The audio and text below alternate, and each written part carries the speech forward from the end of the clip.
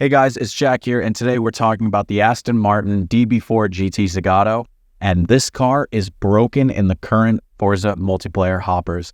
This car is eligible to run in the new Sports Car Le Mans Classic hopper. That section features tracks such as Kyalami, Silverstone, Suzuka, Le Mans, Catalunya, Hakone, Spa, Mugello, and Maple Valley. These are some of the cars that you are able to compete in that section with.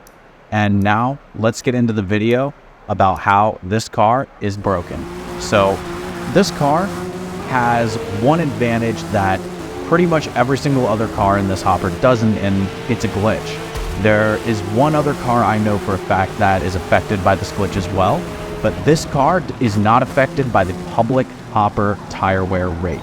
So this car wears the same exact way as it would in the multiplayer hoppers, the private hoppers. So when you're running in a private lobby, your tires, soft tires, will tend to last around 30 or 40 minutes. In the public hoppers, it'll last about 7 to 8.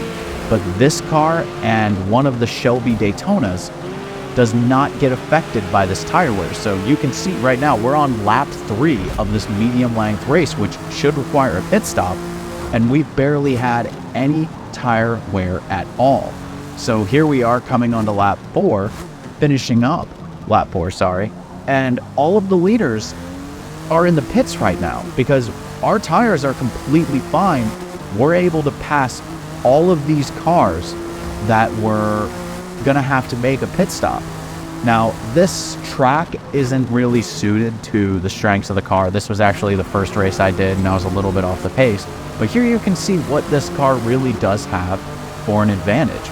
This car is really, really fast on the straights. So here we're gonna do a lap around Lime Rock and just show the tire wear rate for one of the more normal cars. This car is pretty meta. It's very fast in the corners. It's not too good on the straights.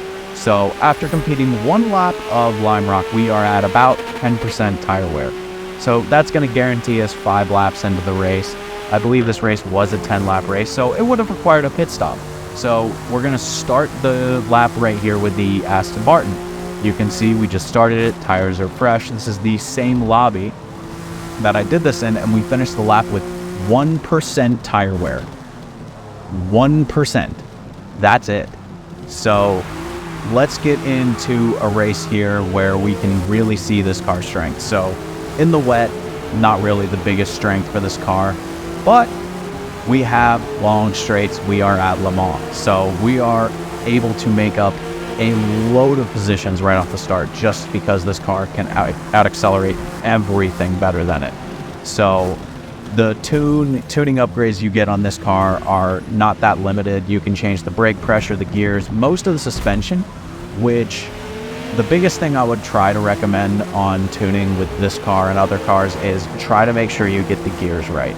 This car is painfully long in the gears. They are very much tuned for this track as we get stuck behind someone on TCS just bogging down, but we're good. We're gonna put our foot back down.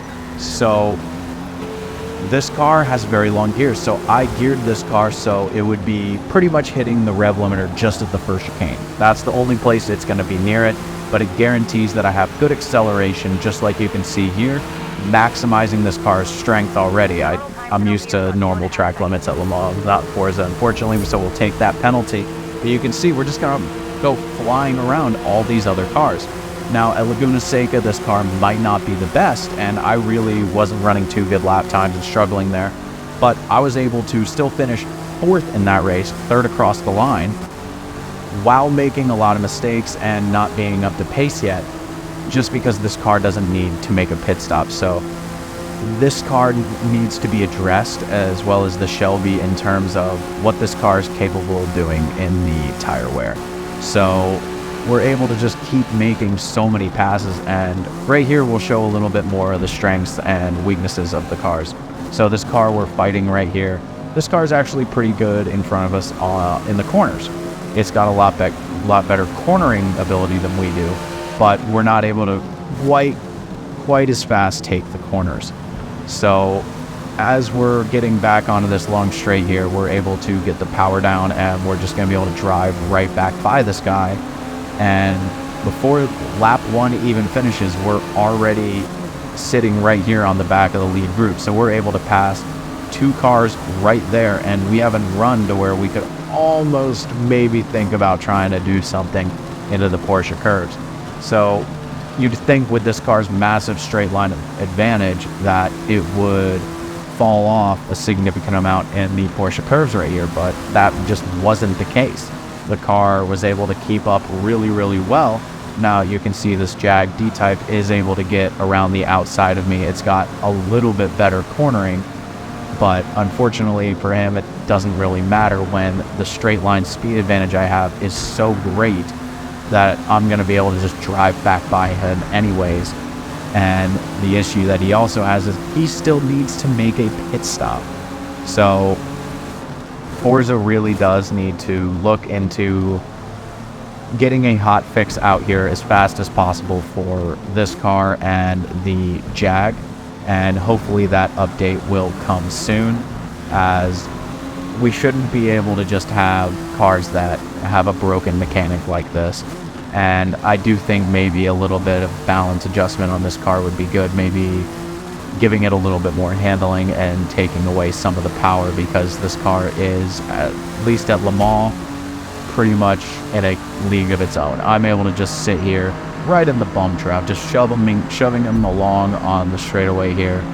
He's going significantly faster than he was able to on the previous lap, and right after here we're going to just pull out alongside the Jag in front of us, just to show how big of a gap there really is. So we really don't gain that much time on him in the corners. We don't lose that much time in the corners, but once we again get this power down, we're just driving straight past him without really much effort. So wrapping up, this car definitely needs a adjustment. Hopefully Forza is going to be coming through with some of these adjustments in the GT, TCR, and the Le Mans Classic hoppers, because these cars are a load of fun to drive. They're incredibly difficult, but with this car having this big of an advantage, and through what appears to be a glitch in the tire wear, it's just got to be something that's addressed. So please leave a like and comment what you think down below, and please subscribe to the channel. Hope you guys enjoyed. Have a good one.